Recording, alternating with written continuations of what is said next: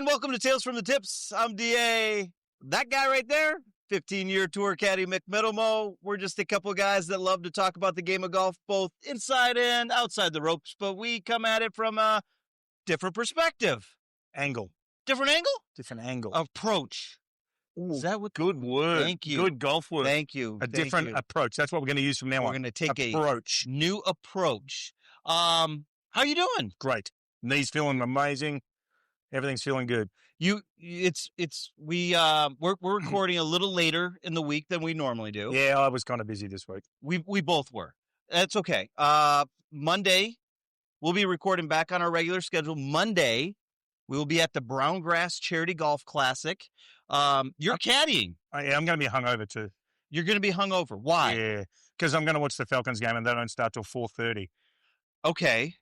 Yeah. So are you just drinking to get through the game, or are you drinking because you think that we actually have a chance to win? Well, I like to drink when the game's on because I'm a big Falcons fan, but yeah, I wasn't going to get drunk last week till they lost.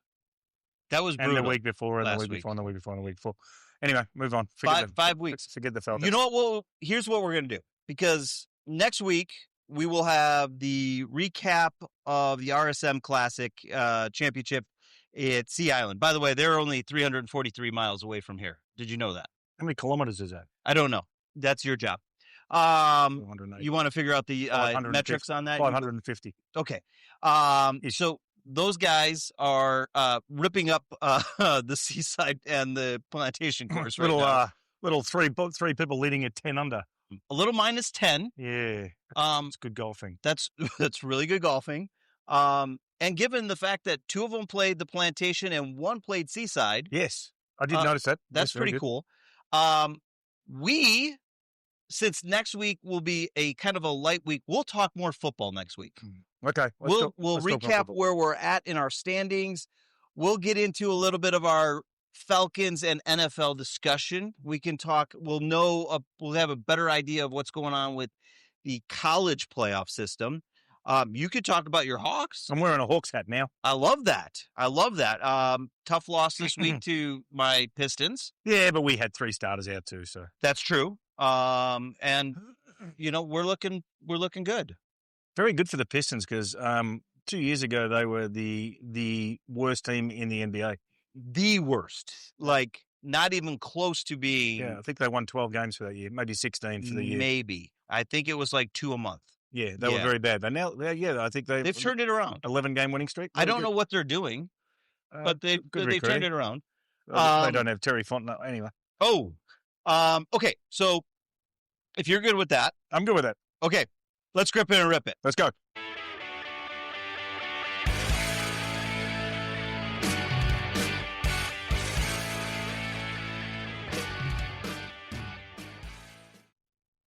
Okay, so where do we start? I brought some notes. No, you got note.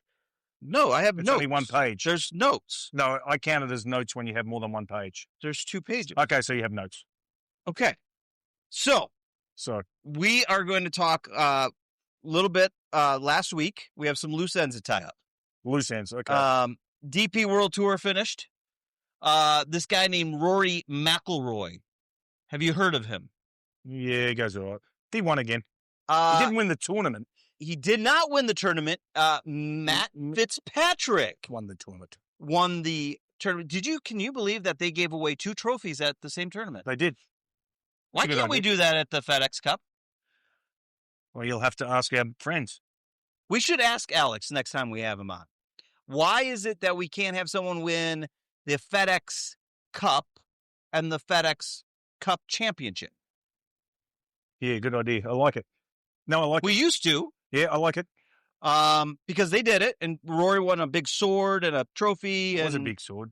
Yeah, it was. There's a few of those swords now. Yeah, he's got 7 of them. Yeah, he doesn't have long to go to catch the guy who has the most. He's got 1. Yeah. Do you think he does it next year? Oh, yeah, 100%. Okay. So we got that going on. Unless Colin Montgomery's sitting home with like a voodoo doll, which he could be. I was waiting for you to say he's going to come back and start playing. Nah. Please no. Have you saw Colin when he played here? Oh no, you were still in Australia. Never mind. At Sugarloaf? Yeah. Yeah. Okay. I actually know Colin very well. So, speaking of Sugarloaf, yes, our boy, Stuart Schenk. Winner, chicken dinner. Congratulations to our guy, Stuart Schenk, the Charles Schwab Cup champion. And there you go. Wins the tournament, wins the championship. Congrats to our guy, Stuart. I did send him a text on our behalf. He did respond after about 24 hours.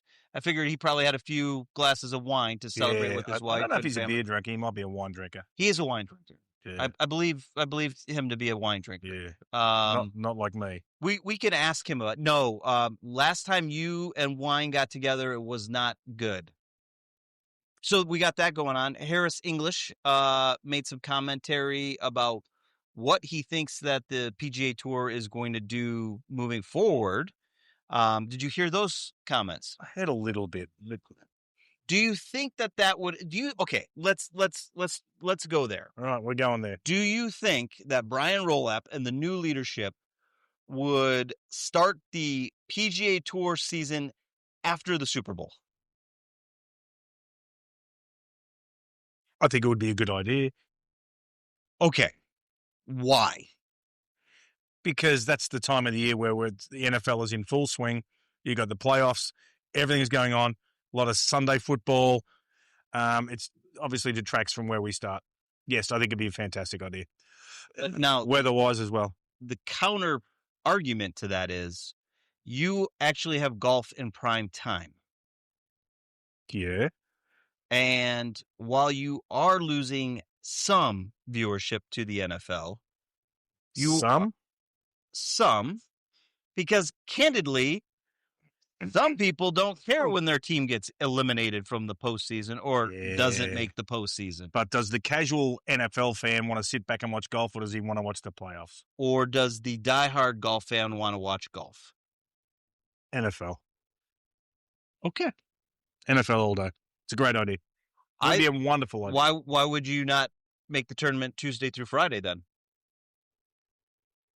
Well, again, that doesn't help the crowds coming into it because most people work during the day. So on the weekends, you're just having no one turn up on. But most of your tournaments, Thursday and Friday, if you look at hospitality and ticketing, they are driven by your corporate sponsors. So now you can charge more of a premium for your corporate sponsorships because you have 4 days. Yeah, but are we talking about corporate sponsorships? Or are we talking about the casual fan who wants to go along and have a look? No, I think it's a good idea. So you think starting middle of February? Oh, great idea. Where would you start? West Coast? Yes. Well, now you've just taken out part of the Florida swing. Well, maybe you'd have to Texas. We'd have to redo the whole schedule, wouldn't you? Ooh. Well, because I mean, the first just killed 6 weeks. Because normally the middle of the year is the middle of January, when after Hawaii would be Palm Springs. Well, you head to California. Yeah, it would be Palm Springs, and then you would have to start later, which is not a bad idea, by the way, because sometimes it's a little chilly out there in the mornings out there, and you lose times. And they've had to cut back field sizes and stuff like that because of waste management. Phoenix, because of daylight and stuff like that. Would you start the season with the waste management then? Be a good start because it's always Super Bowl weekend, and they always finish before the Super Bowl. Yes, they do. So I think that's a good one. That would be a great first. You could always have the Century the week before when the NFL is off. And then you'd have to have Pebble Beach somewhere along the way there. I mean, or it's a very good point. I like the idea of it. I really do. I like the idea of it starting after the Super Bowl. So you would rather them start on the West Coast than over in Hawaii? Yes. Is this because of your I've got things that happened in Hawaii? I've got great memories of Hawaii. You have great memories, especially the Sony. I do. 2015. You have great memories, don't you? Yeah, but I've been there. You made a lot of media friends that year. I did, but I've probably been there. I've probably caddied there 7 times. Okay. So I've had a great time out there, apart from that one little hiccup. You call that a hiccup? I didn't do anything wrong. I was asleep. No, you just answered Rex Hoggard's call. Oh, I did so. Okay. Hey, Rex. Okay, so no, I like. We the also idea. have I actually like the idea, but You again, do. scheduling events and I do. I think it would be very, very beneficial. Great idea. Good job, Aris. So before we get into this week's RSM, Adam Schenk Yes. wins last What week a at great. How do you have a name like that to play golf? right? Schenk. Such a Jeez. bad word. Well, there's a golf course in Australia called Cape Schenk. Wow. Down in Melbourne, yeah. How is that course? Magnificent golf course. Down on the peninsula, overlooks the water. Oh, magnificent golf course. But it is Cape Schenk. Wow. Yeah. It's a good course. Fantastic golf course. Oh, okay. Well, speaking of Australia, the DP guys will start back up in Australia here in a couple weeks. Are you looking forward to watching some of that? Oh, with a tear in my eye, yeah, I'm probably a little homesick watching them play there. You will be. Royal Melbourne, I think it is Royal Melbourne. I'll be Kingston 8th. I think it's Royal Melbourne. I'm really looking forward to it. And there's some good players playing. So Adam wins last week, basically puts himself into the top 51 to 60. So he's going to be in the top two or the first two signature events of next year. Mm-hmm. I was really pulling for Adam Hadwin, who had led round one, round two. Almost, well, he had a tough finish to round three, and then a very bad day on because Adam Hadwin right now sits 139. And he's a nice fella. He's a great guy. Our northern friends in Canada, Canada. So I was pulling for him to win, but at the same time, it was good to see Schenk come through.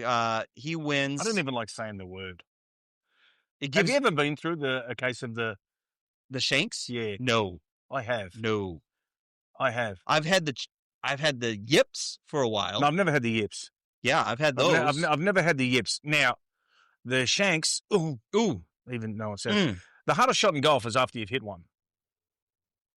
Well, because then you have to try to hit another one. Well, you're not trying to hit another shank, right? But you're trying to hit another golf shot after it. It can be very difficult at times. So, but I did go through when I lived in Chicago and I was really, really getting into golf and stuff like that. I went through a case of it and I literally stopped playing golf halfway through a round because it was every shot. It was every shot. We're sitting in a bar and you just said, yeah, but this isn't Gustin. Oh, that's all right. This is a golf podcast. This is not Gustin. Thank you to our sponsors, Ultra. Thank you. Yeah. But I went through them and it's horrific to go through it. I'm sure there's a lot of people out there who have been through them. How did you get out of it? I actually stopped playing for a week. Okay. And then I went and had a lesson. And smart. Because I knew I was never going to fix it myself.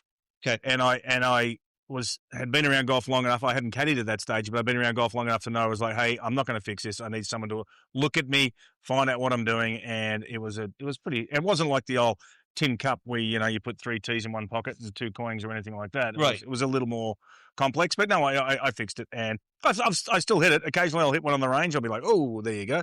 But usually when you're trying to do something different, when you're trying to mess with, I might try to hit a draw here. I might try to hit a little low bullet cut or something like that. And then the hosel gets a little ahead of the club head. And, yeah.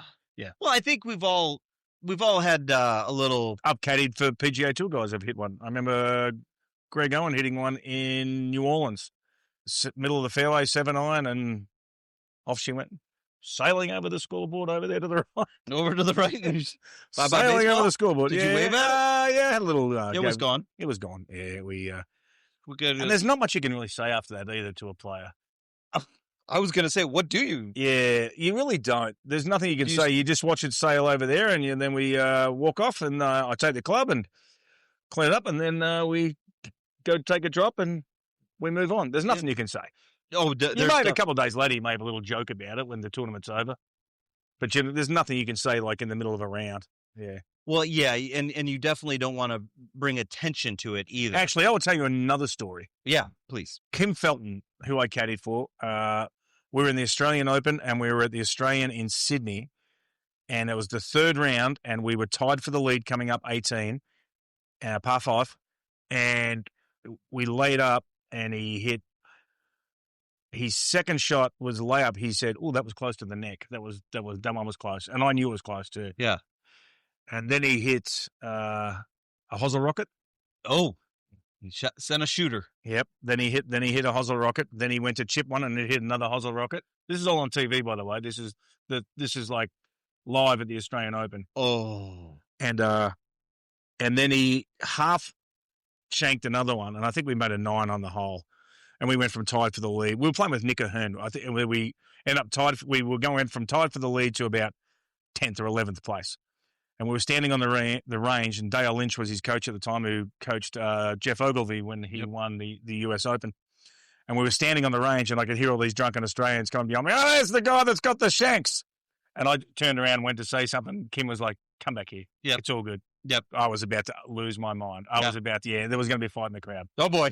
Yeah, there was going to be a fight in the crowd. And that was... He said the S word. That was as hard as I've ever seen. But the next day he was fine. He shook it off. He shook it off, but shook off the shanks. So when you're standing there on the 18th at the Australian Open on the third round, the grandstands are full and you've hit basically 2 or 3 in a row. Couple of rockets over. Yeah, 2 or 3 in a row. It's that was a little nerve-wracking. Yeah. Were you ever afraid of somebody just getting taken out standing at the rope line at that point? No, not at that stage, because we were on the left-hand side, so there was no one. No one was going to get hit. It was clear. They weren't going to get hit over that way. Yeah. Yeah. I've seen some PGA Tour events where I'd be like, "Ooh, I wouldn't be standing there." Okay. Yeah, I wouldn't be standing there. So congratulations to Adam Schenk. I'm glad he led us into that discussion. That took us down a good path. Thanks, Adam. Twin Peaks is the best in the game. Here, your favorite drafts are poured at a frosty 29 degrees, and rare barrel-aged whiskeys are served just the way you want them. It's bigger game days and bolder fight nights. I mean, where else can you find a scratch kitchen that always comes in clutch every day from lunch to late night? Only at Twin Peaks, the #1 sports bar. Stick around after the sun sets. Twin Peaks is open really late. Wind down with bourbon and late night bites. The LPGA, the Annika, we had a special guest play. Donald Trump's granddaughter.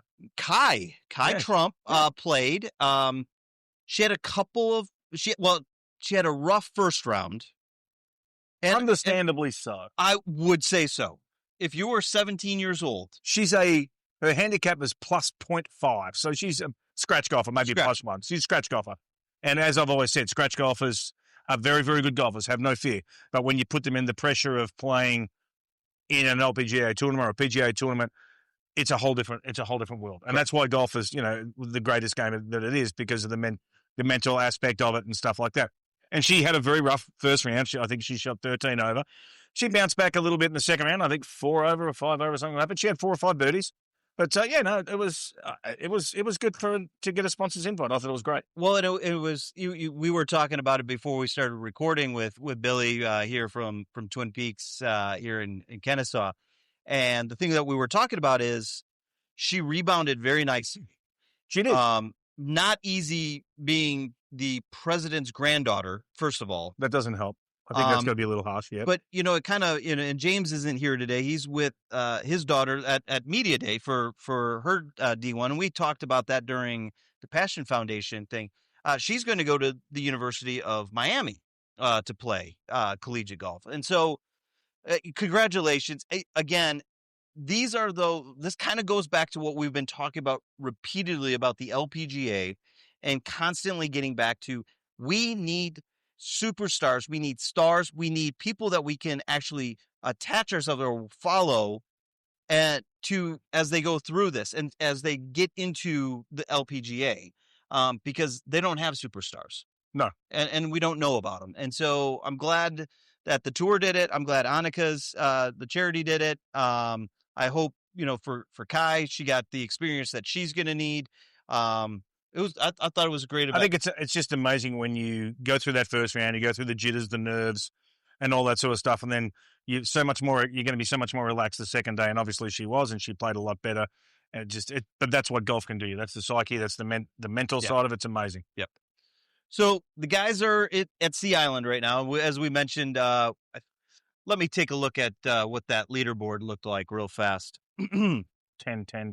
Yeah, we had Doug Gim, minus 10. He played the Seaside course. Davis Thompson. By the way, Davis Thompson's father was the tournament director of the RSM for years. So he's playing in front of a home crowd. Georgia boy. And he's go probably- Dogs. And Rico Hoey. Surprised you haven't missed Michigan. What? No, I said it's surprised Michigan. Well, you are a Michigan fan. What do you mean, go I am. Dogs? You're a Go Michigan fan. I'm ready. I'm supporting our boys over in Sea Island. It's like Georgia's, Athens South over there. You do know that, right? How many teams do you have in college? In college? Just one. Michigan. But you wear a Georgia shirt. Where do I work? Okay. Not Athens. No, but they do a lot for the radio station. Let's go Dogs. If you listened at 10 o'clock this morning, you heard Kirby Smart. I did hear Kirby Smart. Yeah, 10:20. I do like Steakhouse. Not that the national or the global podcast cares about the local radio station here in Atlanta, but if you're in Atlanta and you want to listen to a great sports talk a little station, bit we do. 92.9 The Game. A little bit do we do. Yeah, I like we're going to be out at their golf outing this upcoming I know. week. I'm actually told a couple of the radio hosts today that I was going to film them and critique their swings for them. Really? Yeah. I'm also going to wear a caddy bib this week. I have two. I don't know whether to wear the Willie Wilcox one or the Jared Lyle one. So I'm going to wear the bib all on Monday when we're out there. I'm going to have a caddy bib on the whole day. Oh, that's going to be And fun. I may swing around and say hello to a bunch of different people, and I may take some video, and I may have a look at it and critique some swings. Wow. I didn't know you had all this planned. I didn't know it until about 3 o'clock today either. Oh, I just had an epiphany. you had as you were driving around today? I did. I had an epiphany. You were When I heard, station? am I allowed to mention their names? Sure. I heard Dukes and Bell talking about the tournament and them playing, and they were talking about their swings, and they were talking about being on the range and how you shouldn't hit many drivers on the range, which I agree with 1,000%, because if I went to the range and hit 200 balls, I'd be lucky to hit 5, maybe 10 drivers max. The rest is all wedge play and 150 yards in. Yep. And that's the only way. That's why my game is good from that distance. And so, Really good from that I distance. told them that I would be driving around as much as, yes, I'm going to be caddying for you guys. I decided I was going to wear one of the caddy bibs that I have at my house. And I'm going probably the Jared Lyle one. And I will probably drive around and take some video of some people I know and critique their swings and have a little chat about it. So you also have a couple jobs then. You're going to sample a few products that are out there as well. And I want a report. Such as? Our good friends Dan from Chattanooga Whiskey is going to be out there. Okay. If I have to, I will. have to. Now that you're forcing me to drink alcohol on a Monday, I will. Lauren and the crew from El Bandito Tequila will be out there. Oh, I like a tequila or two. Remember, we met Kurt Girl Kelly Yes. out there. Is she going to be there? She had this. I don't know. I haven't talked to Lauren about it. Okay. I leave all that to those guys. I don't worry about that. Yeah, but I will sample that too. After that, you're free to do whatever you want. Oh, I'll be riding around that course like a maniac. So you're not gonna actually caddy for me though. No, I will for a couple of holes, but then when I get You're bored, gonna leave when I get bored with you guys, You're gonna leave me alone with Fortney. Yeah, when I get bored with you guys, then I'll go watch some good golfers. Oh, like James and his daughter. Okay. And I then see that. I would probably watch her for 3 or 4 holes to have a look. And I was thinking about this. When you're gone or you're unavailable, I'm stuck with Fortney. Yeah, he's fine. He can play a little bit. He just can't chip. So that's what I was hoping you were going to stick around because you were going to. I've watched him chip. I've watched him chip bad enough. Oh, okay. I might chip a few, but and then I'll. You do know we don't have a shot to win this thing on Monday. Not with Parler in the group, no. We'll have a lot of cocktails. Yeah. Okay. What else you got? No, that's it. I said I'm looking forward to the brown grass. I'm looking forward. It's a very good tournament.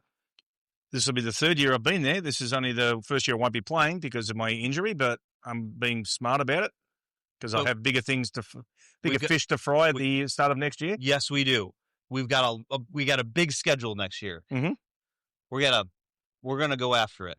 Well, also have a full-time job starting next year. You do, which I'm excited about. Me too. I'm very excited about it. Looking forward to it. We do want to thank James and Billy and the entire crew here at Twin Peaks in Kennesaw, our friends at La Cima Restaurant Group, our supporters. Thanks for having us. For having us out here this evening. Jessica, our wonderful server. I haven't seen it for now. She's been checking in. Don't worry. I watched it. She's been Jessica. She's been great. Jessica. Oh, Mick, we're on a podcast. Oh, sorry. Yeah. Okay. So if you don't have anything else, we'll get out of here. We'll go have some ultras and talk with Jessica and the rest of the crew here. Oh, it's not a bad idea. You ready to do that? Let's do that. All right. Thanks for teeing it up with us on Tales from the Tips. That's for you, Fortney. Longhorns. Ooh, horns down. Is that how you do it? Is that how you do it? Already. Is this how you do it? I think. I don't know. I'm not a Longhorns fan. I'm not. Neither am I. Okay. Well, let's try that again. Thanks for teeing up with us on Tales from the Tips. If you're catching us on YouTube, make sure you give us a like, hit that subscribe button, drop us a comment. Let us know how we're doing. We do appreciate it. You can find Tales from the Tips wherever you find your favorite podcasts. Apple, Spotify, YouTube, the Odyssey app, and of course, now you can find us on the iHeart app. Just search for Tales from the Tips. Tales from the Tips. Tales from the Tips under podcast. Hit the like, plus sign, subscribe, whatever you have to do on your favorite format, and enjoy. You can catch all of our content on social media. We're on Instagram, X, and Mick's favorite, TikTok. And you can catch us live on the Twitch, as always. I see that we're not on tonight, but we will make sure we get that back on. We will last night. We were on. I was on last night. That was a great HOA board meeting. My friends were telling me. I'm sure the folks in Australia really appreciated it. So, Mick? Yes. Looking forward to Monday. Yes, me too. I can't wait. Caddying, drinking, and maybe a couple drinks. And we will catch you next time. Thanks for teeing up with us on Tales from the Tips. Keep your drive straight, your putt short, and your scores low. We'll see you next time. Go Falcons.